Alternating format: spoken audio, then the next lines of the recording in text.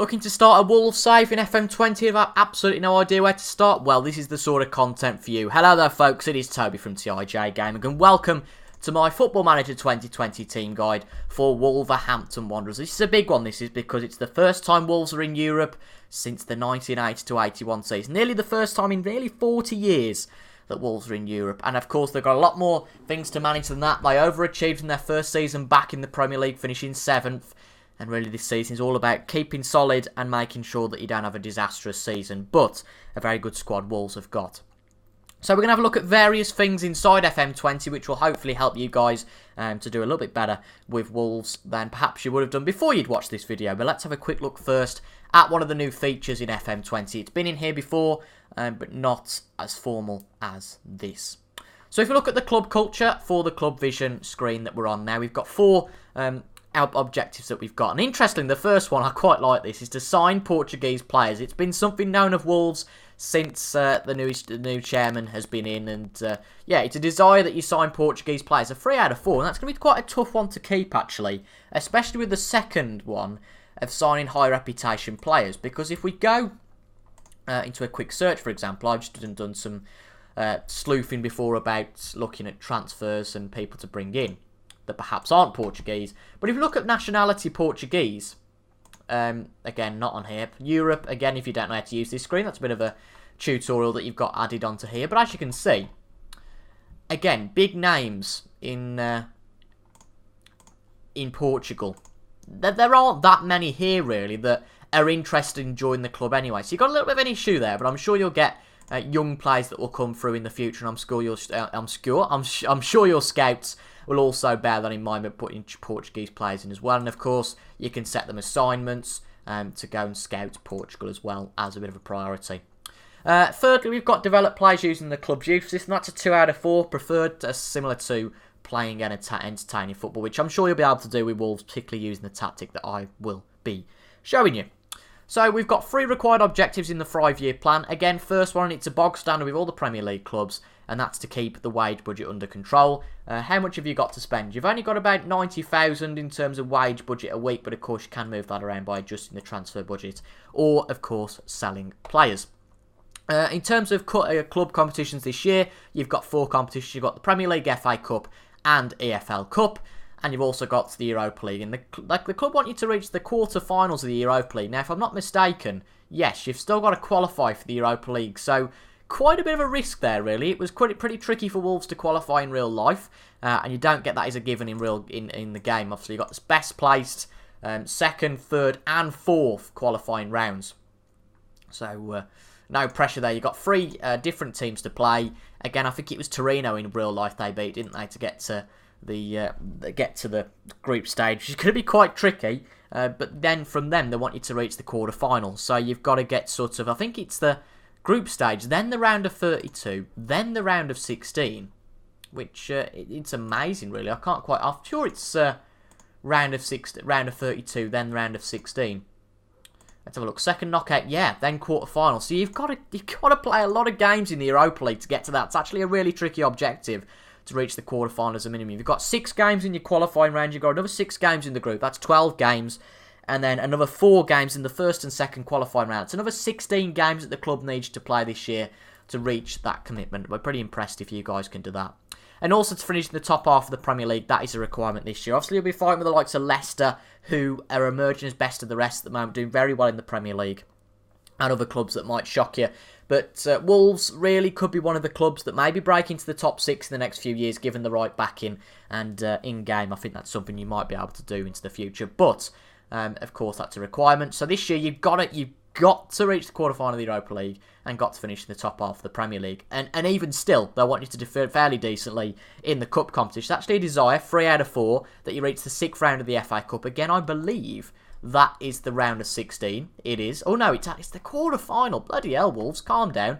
And they also want you to reach the 4th round of the EFL Cup. Although, that being said, that is only a preferred objective. So I wouldn't bother about the EFL Cup. I think you've got your hands so full with Wolves. I didn't really comprehend this until I'm reading it out loud, how tricky this objective's going to be with Wolves this season to stay in your job. That's pretty tricky in my opinion.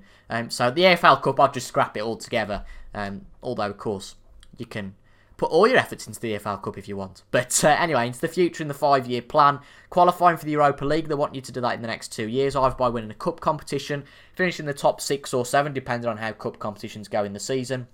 Or, of course, by winning the Europa League and then qualifying for the Champions League. That's going to be an interesting one. But in the next 5 years, they don't want you to do anything too drastic. Just continue qualifying for the Europa League, which effectively means finishing the top 6 or 7. So very, very, very tricky with Wolves. But let's have a look at how we are going to do it. So we're going to have a quick look at the transfers in and out. Now, Wolves have spent 89 million this year. Raul Jimenez has finally joined the club after a season on loan. 13 goals off 38 appearances last year. 34 million he's cost you at the age of 28. He's going to be an important player for a number of years. Pedro Neto has also come into the club at the age of 19, another breakthrough Portuguese prospect on the wing. And they've also signed Patrick Crotone as a striker. Now, he is a bloody solid player, and the kind of player I suppose Wolves want to be signing if they want to reach the heights that the chairman is requesting. But former AC Milan player, he did decently for them, to be fair. Scored 10 goals in the Serie A few years ago. Going to be interesting. It's still early days in real life for him, but in game, he could really, really go. He could really go places in terms of a star player, and you won't well be looking at selling him on for a big money. Den Donker's also coming from Anderlecht for 12 million after a loan last year. So really what they've done is just tied in the players they brought in on loan last year to permanent contracts. A few other signings as well, bits and bobs from here and there, but nothing apart from that that's too significant. In terms of people out, again, nothing too significant. Helder Costa has gone to Leeds United on loan. Cavalera's also gone to Fulham on loan, which is an interesting one, actually, because I didn't realise how highly rated Cavallero was in terms of the Wolves squad. If we look at his scouting summary, it's a shame that he's not there. Weird the one that is, perhaps because he's out on loan, but he is pretty much the best player on that left wing, which is a bit of a surprise that he's gone out on loan, but we can't do much about that for the next season. A few other players gone out on loan. Leo Bonatini gone out on loan to Portugal as well. Looks like he might be leaving the club perhaps in the next 12 or 24 months, so he isn't coming back in and do a job. Let's have a look at the tactic we're using with Wolves. We're going to go with a gegenpress, something I haven't used in many of these, apart from the Liverpool one, of course. Liverpool gegenpress, yeah, you've got to. So we're going with that Christmas tree formation that's going to be so popular in FM this year, in my opinion. We've got Patricio in goal, again, the main goalkeeper. John Ruddy's good backup on the bench as well. We've got Doherty, Cody, Bolly and Johnny in the defence. Again, that's not really going to change too much. You've got Vinagre, who can play on the left back. You've also got Sultan Vinagre, which was a lovely dream team name that somebody called. But anyway, I'm really digressing now. But yeah, he can play left back as well as Johnny. Good cover there. Not as good as Johnny, however. So that is a little bit of a concern. Some minor issues, as you can see, that Vinagre will lack the support from the rest of the team, it seems. But Johnny is a good player there, so not much worry about that unless Johnny gets injured. But I don't think that should be much of a problem.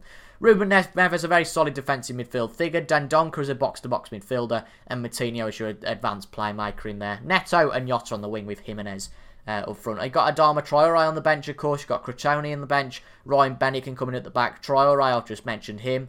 But there's other players on the bench that can be solid. Morgan Gibbs White's a youngster that is looking to break through into the squad in the next few years, so depending on how he goes, that'll be interesting. But a few notes I've made here is that we do lack central midfield depth slightly. There's going to be 3 midfield players playing, as you can see. There's only really sort of 3 or 4 players competent at playing in a central midfield position that you'd be happy with at the moment. There's obviously 7 here. We've got Gibbs White that can improve, but Saiss, Cody and Minyang, yeah, they're not really going to pull up any strings in central midfield. So that's a little bit of a problem. And left back depth, of course, is a massive problem. We saw that Vinagre is not really going to be the player that plays there. I mean, you could play him as a wing back, so if Johnny did get injured, you could well play 5 at the back, and obviously have Vinagre there as a wing back, as that's really his preferred position. But for me at the moment with these players, I think 4 at the back is going to be your best. He's going to be your best policy. So let's have a look at the few transfer suggestions I've made. I actually forgot if I've made any. Yes, I have. I've made a few transfer suggestions.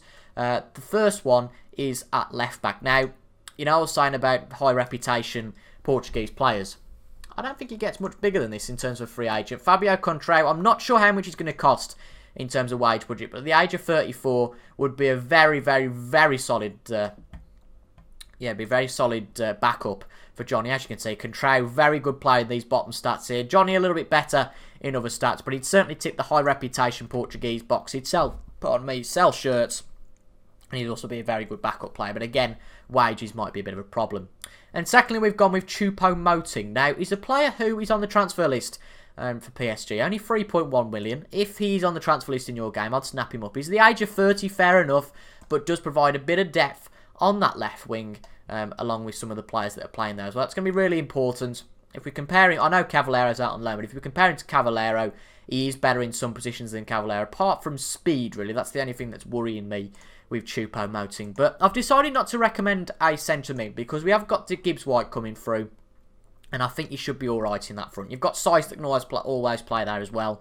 So I don't think it's too much of an issue at the moment. But if you guys got any central midfield opinions and players that could come in, I mean, you're looking for young players, aren't you? You can't have players that are fully developed at the moment because that side isn't really going to change in terms of the midfielders in the next 12, 18 months. So you've got to have someone who's a bit young and might take a bit of time to get into the squad because obviously he plays, I think Moutinho's getting on a bit now at the age of 32.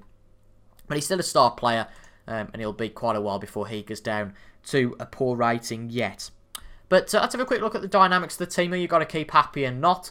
You've got Connor Cody, who's the captain. You've got Ruben Neves, the vice-captain. Interestingly, he's in the team leader. That's interesting. But Connor Cody, as the captain, is the team leader. You've also got Jay Moutinho and Rui Patricio. Again, these two potentially will be approaching the end of their career in the next few years. But I think the likes of your Doherty's, Neves', maybe even Diego Jota and Willy Bolly will, I think, will step up to the plate in terms of being team leaders. So I don't think there's too much worry about dynamics there.